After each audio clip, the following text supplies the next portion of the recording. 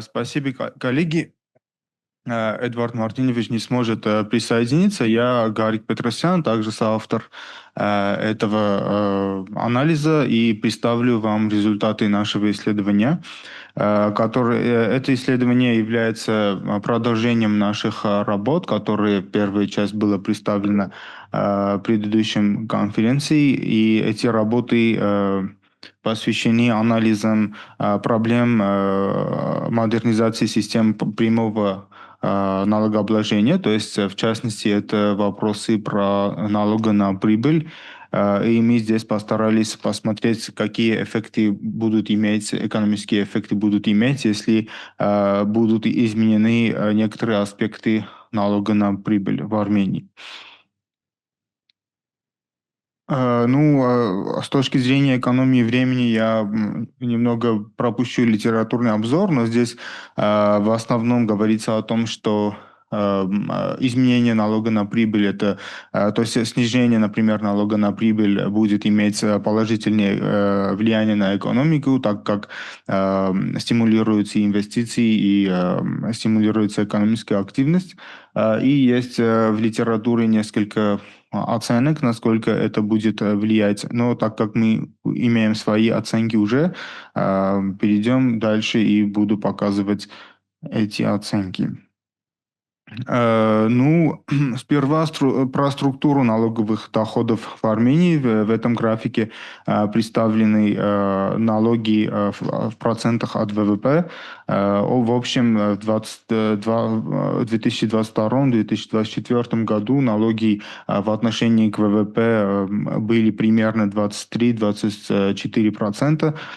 Из этих налог на прибыль, которая является том, что наше внимание посвящено, примерно 2-3% от ВВП, и в 2024 году было 3,3% от ВВП. Но этот график показывает, что налог на прибыль – это третий по важности налогов в Армении, то есть по важности, имея в виду по объему и по части структуры, которая имеется. А сам налог...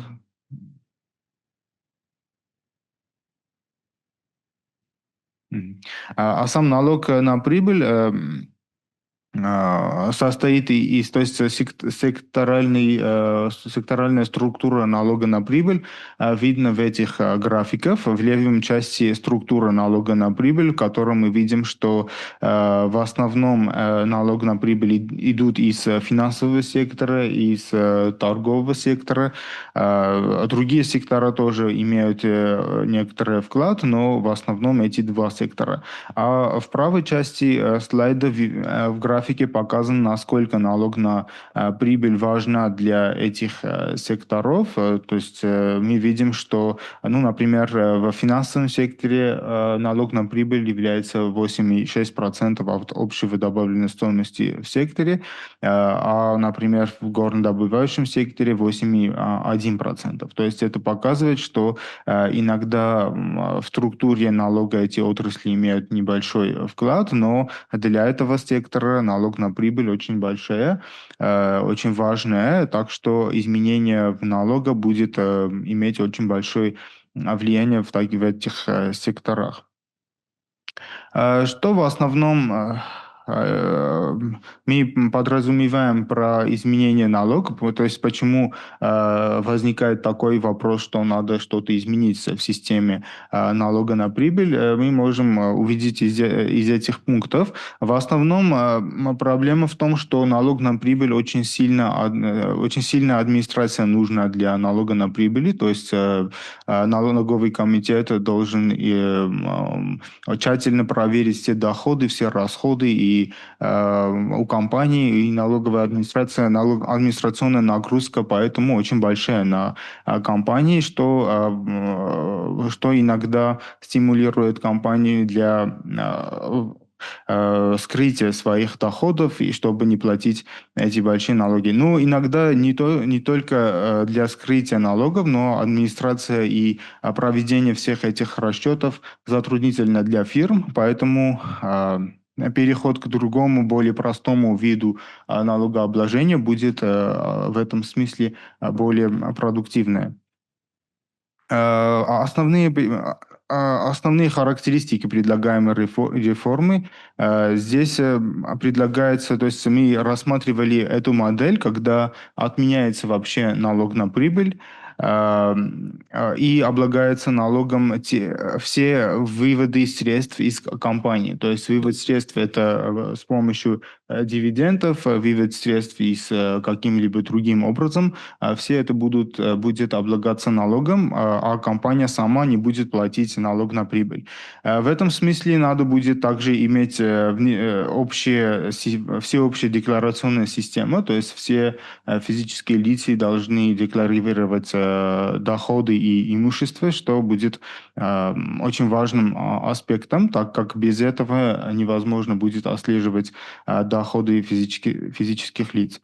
Это также будет иметь снижающий администрационный эффект на компании.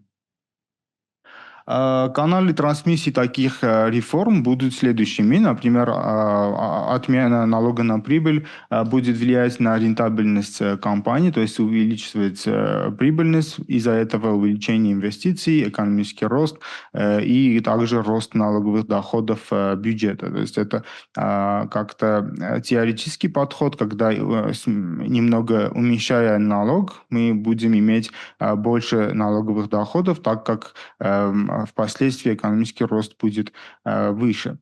Сокращение теневого сектора, то есть здесь будет рост налоговой базы. Мы знаем, что сокращение теневого сектора также означает увеличение налоговой нагрузки, поэтому здесь надо это учитывать, этот эффект на экономику также. Но здесь тоже будет немного рост налоговых поступлений из-за при нейтральный эффект на инвестиции. Налогообложение дивидендов в контексте, если имея в виду то, что дивиденды в основном получают физические лица, у которых высокие доходы, то такие изменения не будут иметь большое влияние на потребление, так как у таких физических лиц склонность к потреблению меньше, и они здесь в основном будет эффект на налоговых доходов только. И стимулирующий эффект на инвестиции. Здесь рост инноваций, технологический прогресс, рост производительности и все такое. Эти четыре направления, которые мы здесь отметили, то есть используются в модели общего равновесия, чтобы посмотреть, какие эффекты они будут иметь на экономике. То есть это четыре шока, так сказать, которые мы смоделировали, чтобы посмотреть эффекты. Какой модель выбрать, чтобы было возможным оценивать эффекты налоговой политики? Здесь мы назначили несколько характеристик, которые модель должна иметь, чтобы иметь возможность оценивать эффекты. Эти характеристики следующие. Например, микроэкономические основы, то есть модель должна иметь микроосновы, все агенты должны быть смоделированы с поведениями, то есть здесь должны быть домохозяйства, фирмы и все другие экономические агенты, и их поведенческие модели должны быть сформулированы. Общее равновесие должно быть, чтобы мы посмотрели эффекты на все показатели. Модель должна иметь возможность сценарного анализа. Также должно иметь место анализ благосостояния, чтобы посмотреть, какие эффекты эти изменения могут иметь на индивидуальных на домохозяйств. И также очень важно разделение экономики на сектора, чтобы посмотреть, какие сектора будут иметь больше или меньше эффект от изменения налога на прибыль. После выбора, ну, то есть наш используемый модель это DSG-модель, новокенсианский DSG, который имеет все характеристики, которые я озвучил в предыдущем слайде, но здесь я не показываю все уравнения модели, так как это очень долго будет, а все уравнения будут уже в статье, которую мы будем опубликовать. Здесь показаны уже результаты оценки. Конечно, видно, что все эти эффекты, то есть четыре направления, которые мы рассмотрели, будут иметь в общем положительный эффект на экономический рост. Реальный ВВП будет расти, и здесь видно по графикам, что этот рост будет долгосрочным, то есть эффекты на потенциальный ВВП, то есть потенциальный рост ВВП тоже будут наблюдаться в среднесрочном и в долгосрочном периоде. Здесь показаны по годам, то есть оценка на, так сказать, в годах, а не в кварталах. Также будет расти потребление, и можно увидеть, что потребление сперва растет не очень большими темпами, а потом темп увеличивается в долгосрочном. Это эффект технологических процессов и инвестиций, которые мы видим, что инвестиции растут первые годы, а потом они начинают вести себя более умеренно, но это первоначальный рост инвестиций, потом начинают влиять на экономический рост большим темпом. Э, Также важно отметить, что будет также положительный эффект на внешнюю торговлю. Можно видеть, что импорт растет из-за этого изменений, но экспорт тоже растет. И в долгосрочном, опять из-за эффектов инвестиций и модернизирования экономики, внешняя торговля, экспорт будет расти большими темпами, начиная с третьих или четвертых годов после шока. Интересно, что инфляция тоже подрастает немного, но потом в конце периода инфляция и процентная ставка возвращаются к своим нормальным величинам, но по сравнению с этим, например, реальные величины, они остаются выше, чем в потенциальном уровне.